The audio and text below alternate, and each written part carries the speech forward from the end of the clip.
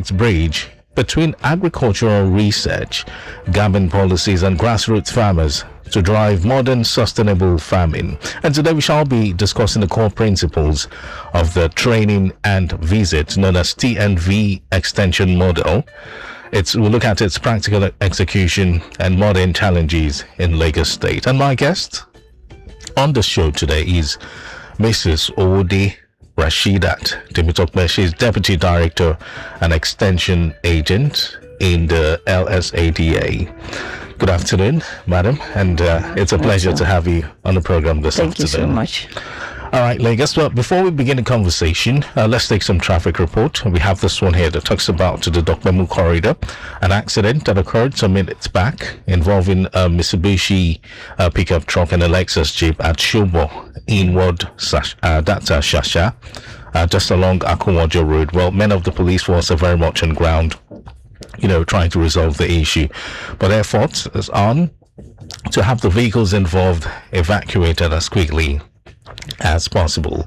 And we'll take a detour from there to Obalindi, where we have also recorded a loaded mixer having a propeller problem on Alexandra Road inward Gerard, but the tow vehicle has been contacted to have that one evacuated as well. And along the Agege Pensinema corridor, we had to get the latest regarding the broken down flatbed truck loaded with cement having a mechanical problem along the old Abeokuta Road by Suko inward Abattoir.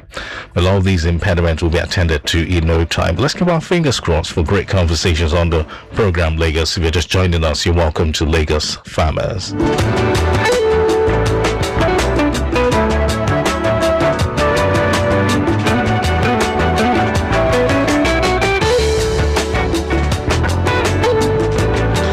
So we'll begin the conversation. My guest, Mrs. Timitokme Ode, right here in the studio with me. And like I mentioned, we'll look at the basic principles of the TNV system. We'll talk about the role of extension officers and, a whole lot more regarding this, project.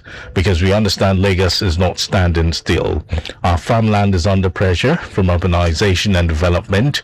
Farmers are dealing with, changing weather patterns, rising input costs, limited space, and a whole lot more new demands from the market. And at the same time, we have digital technology, social media, mobile phones, and radio creating completely new opportunities to reach farmers with information. So can the TNV model adapt, Mrs. Timitokme? Yes, it's still one of the most effective way of training our farmers.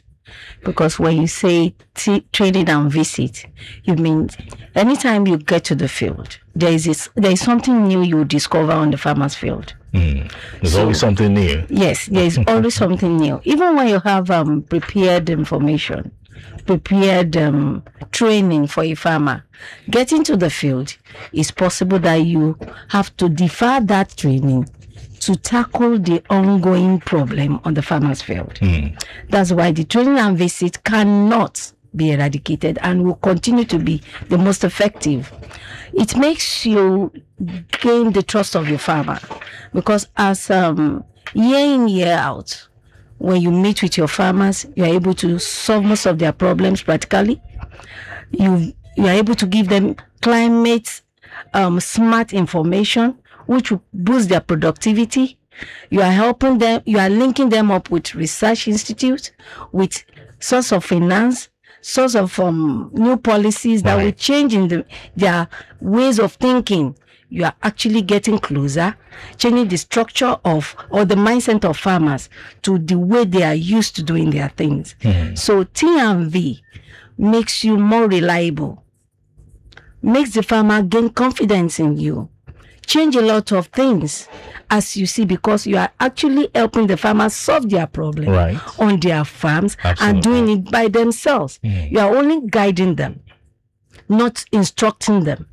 You are trying to change their orientation to doing something that will make productivity the best policy for them. Absolutely. So, following last week's brief shift in schedule, to continue this conversation, could you unpack the core operational principles of the training and visit, which is the TMV system, which I understand you have just, analyzed? And I'd like you to explain how its structured schedule of regular visits can enhance accountability, between extension agent and local farmers. Good. The train and visit, what it means is, the train and visit is a link, an operation that links the research institute with the farmers through the extension agents. So there is information dissemination from the SMSC, the subject matter specialist, to the extension officer, which is taken to the farmers on the field. So what happens is the farmers gaining this information, you helping them tackle or analyze their problems through the information you get from the SMSCs, because there is always a fortnight training of extension officers where they are impacted with knowledge coming from the research institute through the SMSs, which is now taken to the farmer. We get feedbacks of all this information, of all these trainings, of all our trials on the field. When we gather this information, it's sent back as feedback to the research institute. So the link between the researcher, the extension officer, and the SMSs is a cordial one, which promotes improves the agricultural practices of our farmer for better productivity. And when we talk about, extension officers making regular scheduled visits to farmers, what is actually supposed to happen during these visits? I'd like you to break it down to my listeners. Okay. What should happen is that extension officer, we know an extension officer to be a knowledge broker, is prepared. Okay. He schedules his or her visit, because the farmer must be expecting the extension officer. So it's a well-planned visit. We should take information, or we should address some abnormalities on the field when the extension officer visits. All right. So by gaining that, once you get there, you gain some, or you have some challenges, if you meet with some challenges there. Because oftentimes, when you have your prepared training to be disseminated to farmers, you miss something different on ground by the time you visit. So you need to address that first before you now disseminate, or you defer such training for that moment till another time. So you must address instant challenges before you now impact with another set of training. So what we are doing in essence is that we want our farmers to change the orientation of farmers with new innovations, new technologies, and making them do things better so that they will gain trust in the Lagos State government, in LSADA, and in what they are doing. They will say that, yes, what they are bringing for me is what I need, not forcing what you have on the farmer. So it's bottom top, not top to bottom. So now what you're saying in a nutshell is that it goes beyond just giving farmers advice. There's a bigger system of accountability behind this of course visit. Because we need feedback for any training, for any trial that is carried out on the field. There is need for feedback so that the farmer will actually learn and be able to correct whatever you are trying to give. And reach out effectively to the farmers. Okay, let me bring in Mr. Adebi Odulesi. He's an agricultural analyst and a whole lot more. All right, you want to add your voice to this conversation? Please go on. So to win the heart of the farmers, do you have somebody that somebody that is key among the farmers, like a contact farmer who pushes your ideas, who influences ideas with the farmers? Yes, for train and visit, you need a contact farmer. Who is the contact farmer, or who is a contact farmer? A contact farmer is an agricultural leader in a community that assists the extension officer with, he is is the person that accepts, is a fast adopter of technology you are bringing into that community. Okay. So is somebody that is friendly, receptive, in the sense that is willing to adopt innovation, to try technologies, and to tell others that, oh, what our extension officer brought to me is effective, because you must have convinced that contact farmer to see reasons with you that what you are bringing in is what will benefit him and other farmers. So by so doing, that contact farmer will now help the extension officer penetrate the community, getting other farmers to get involved, and helping the extension officer to reach his or her goal in that community. Okay, so now talking about the contact farmer, who gets chosen as a contact farmer and why? I said it, agricultural leader, somebody that has interest in agriculture. Okay. He may not be the richest farmer. Okay. He might not be having the biggest farm, but he's somebody that has interest of farming, that is friendly, receptive, and is trusted by everybody in the community. So when they see him as, oh, he's vocal. Not vocal as in, I want to, you understand, and he does not show off. He's receptive, patient, ready to disseminate what he has been impacted with, and is ready to or willingly allow other people to enter his farm to see the practical demonstration that must have been carried out on his farm. Okay, but let's look at things from a different perspective, Mrs. Temitope. Now, what happens if the person selected is respected on paper, but other farmers in the community don't actually listen to him? Actually, well, you know, sometimes we don't get to pick such a person ourselves. Exactly. Okay. Some farmers will tell you that if you want to do this, go through this person. Oh, very good. So they will select, but sometimes it's possible that our first contact will be that person. And once we try or test him and is not standing the test of time or doing what we want, we can definitely move from him to another person that is more receptive or better person, as suggested by other farmers Community. in the community. That's a very brilliant step, I must confess. Lagos, Nigeria. The program is Lagos Farmers, right here on Lagos Traffic Radio 96.1 FM. We've been having conversations with my guest, Mrs. Owode Rashida Temitope. She's a Deputy Director and Extension Agent in the LSADA. All right, and well, we're talking about the core principles of the training and visit, which is the T&V, which you've been hearing during the conversation. That's the T&V extension model. We'll also get a look at its practical execution and modern challenges in legacy. But let me remind you about what's happening out there, especially around Dokbemu, Shobot bus stop, inward journey, Shasha traffic lights along Akunwojo Road.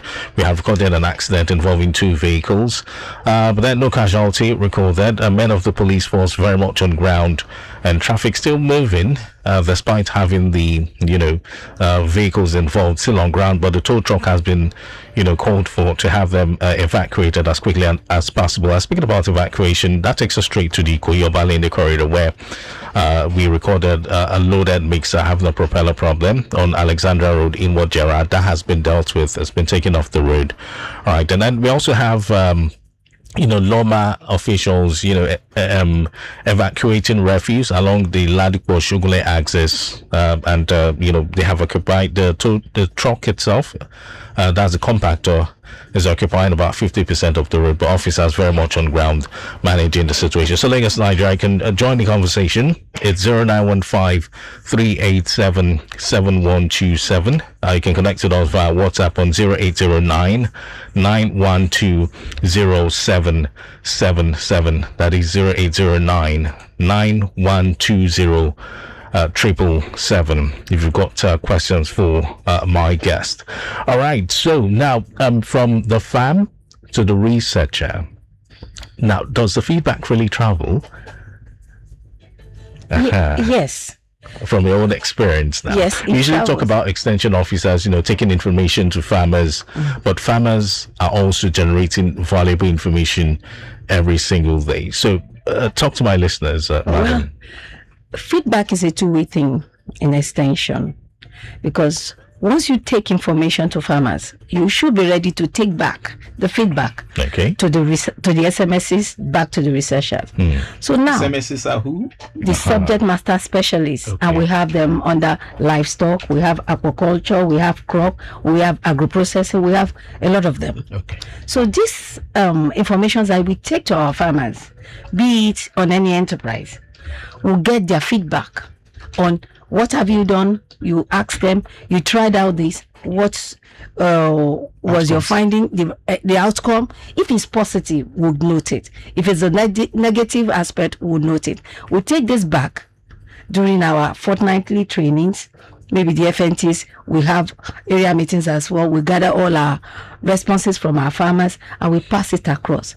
So these challenges of farmers or success stories of farmers, they are taken back to the researchers, which now comes back as either innovation or they must have preferred solution to most of the problems that our SMSs cannot prefer solutions to. So once we gather information from the farmers or challenges, be it the positive or the negative, we take it back to our SMSs. In our meetings, we diagnose, we do all those things. If they are able to provide solutions to most of the challenges, we'll take back to the farmers. But if they are unable to do that, it goes back to the research institute, where we have a team lead from the research institute like IR&T, More Plantation, the NIHOT, and the likes of the research institute that are stakeholders with LSADA. So these informations or challenges now come back as innovation to our farmers, which sometimes they appreciate because it's their problems that generate most of this innovation. And so are you saying that aside from the extension agent visiting, one person visiting, that when there are complex situations, a team can actually visit? Is that what you're saying? Of course, we have the pre-MTRN monthly technical training team.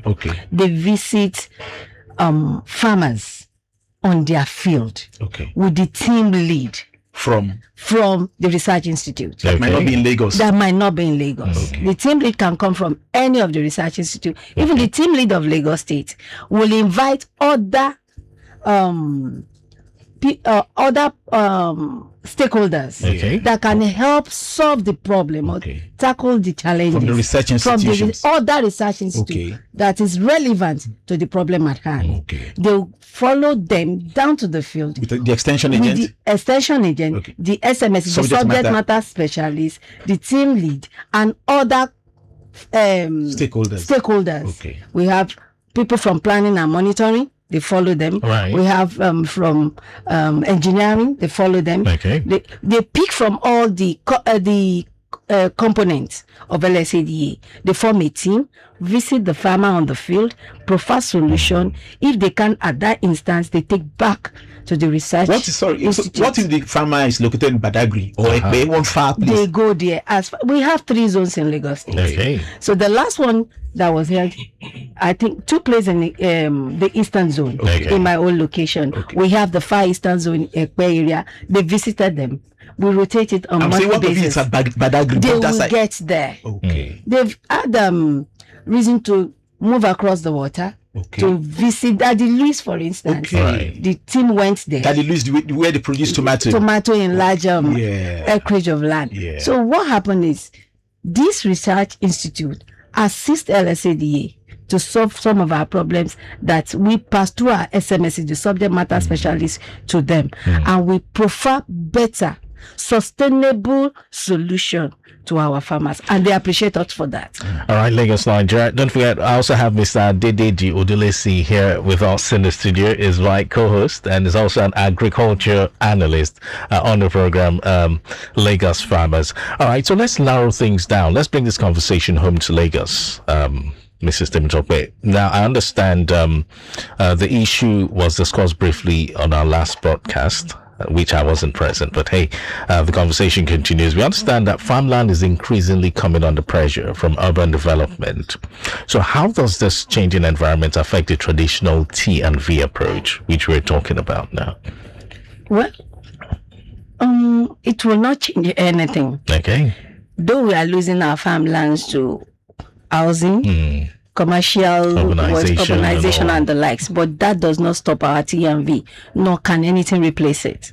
All we are trying to do now is to focus more on other aspects of agriculture, which is the urban agriculture, not leaving aside our other farmers that are still on the field, but we are now encouraging more of our populace to go into peri-urban agriculture, that is planting in sacks, like in yam? basket. Yes, you okay. can, not only yam, all tuber, except for now cassava, because of the way it Scattered. yes. That's so we can plant yam in sack, potato in sacks. Sweet and Irish potato can be planted in sacks, and even cocoyam. We are trying to do that because we have different size of bags, so we can do that. So that leads us to the next question. Sorry to cut you, madam. Looking at farmers who practice, backyard farming, container farming, even rooftop farming and other forms of farming, space constrained agriculture, which you're trying to analyze. Now, how are extension workers adapting their approach towards supporting, this type of farmers? Well, it's our pride that people are doing such, because we are trying to optimize the use of land. Even some are going soilless. Do you understand? So what we do is just to give them the best technical messages that will support what they are doing. So that has nothing to do with our train and visit. We'll still visit them, pass down technical messages that they require, that is necessary to make sure that they break even in their chosen area of planting. That is it. So we give technical messages like correct fertilizer application, what to do, when to do what. If you plant in sack, even backyard sack, you will still need good management. You will still need soil, so your soil should be okay. You should use the right type of soil that will make it grow well. Add the fertilizer when you're supposed to. Don't deprive it of water. We have so many adaptational mitigation analysis or method that will pass on to our farmers. You can practice irrigation, deep irrigation. You understand? When there is no rain. You're taking to the question next. Take us quickly, because of our time, about smart climate adaptation. Exactly. Good. We know that the climate is no more friendly. It's not. We don't get rain when we don't get rain when we're supposed to. Lagos is dealing with changing rain patterns. Everything has changed. Right. So what we are doing is to practice climate smart agriculture, where we tell our farmers plant drought resistant crop, practice irrigation when there is no rain. And for irrigation, we have different types of irrigation. Just mention a few for us. You can do drip irrigation. You can perforate your hose and use that irrigation. You can use sprinklers. You can use the lights. You can plant resistant variety that will be pest resistant, drought resistant. You can use the. You can do soilless agriculture, where you use nutrients to feed your plants. So though there are limitations to what you can do based on your understanding and knowledge, because all this calls for training. So, but what we are trying to tell people is that no matter the situation we find ourselves, agriculture will still stay, because there is always a way out of every problem that we encounter. Mulching is part of it? Mulching, yes. You can use plastic mulch. You can use grass to mulch. You can use tell us about the plastic. I've seen it somewhere. Tell us. It's a plastic film. It's a thin film that has two colors. It has the black side. It has the white side.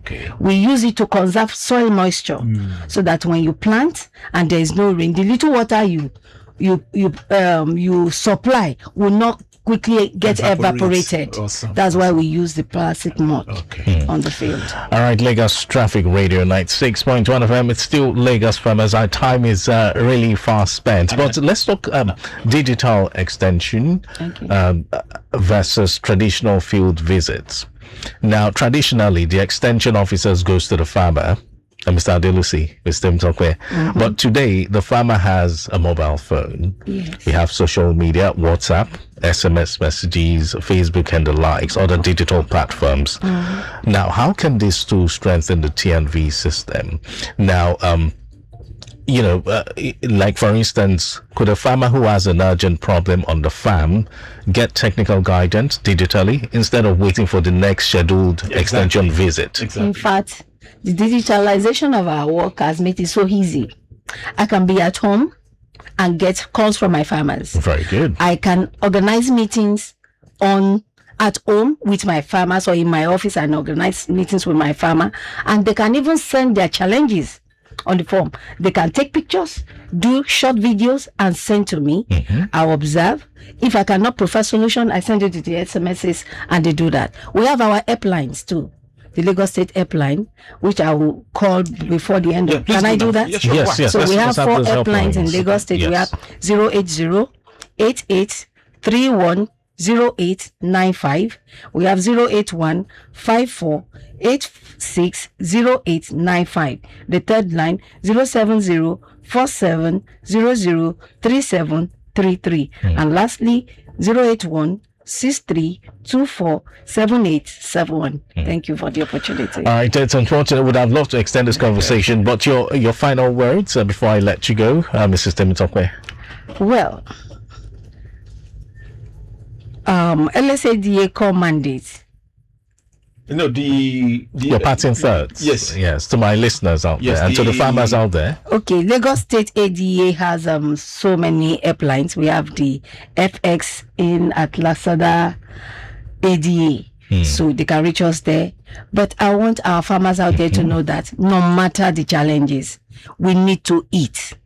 So if we need to eat, there is always solution to every problem. Right. The current problem demand smart agriculture. Absolutely. And LSADA is ready for that. We are in to do that. We have extension officers all over the state that are willing to also assist our farmers to do the right thing and get the right result. Right. Thank you very much. Thank you so much. Lagos, Nigeria. My guest has been Mrs. Owode Rashida Temitokwe. She's a Deputy Director and Extension Agent in the LSADA. And we've been looking at, the core principles of the training and visit, which is the T&V extension model, as well as its practical execution and modern challenges in Lagos State. I must also appreciate the presence of Mr. Adedeji Odulesi here in the studio. Well, he's a big farmer anyway, and an analyst. And we also have the third man out there in terms of logistics. Mr. Faminu. Yes, Mr. Faminu. Thank you so much,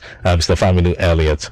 All right, then. Thank you so much for being here on the program. Lagos Farmers will come your way again next week, Friday, at exactly 4:30. But do have yourself a wonderful weekend, Lagos. It's exactly 5 o'clock. And coming up next, a strange schedule. Don't go away.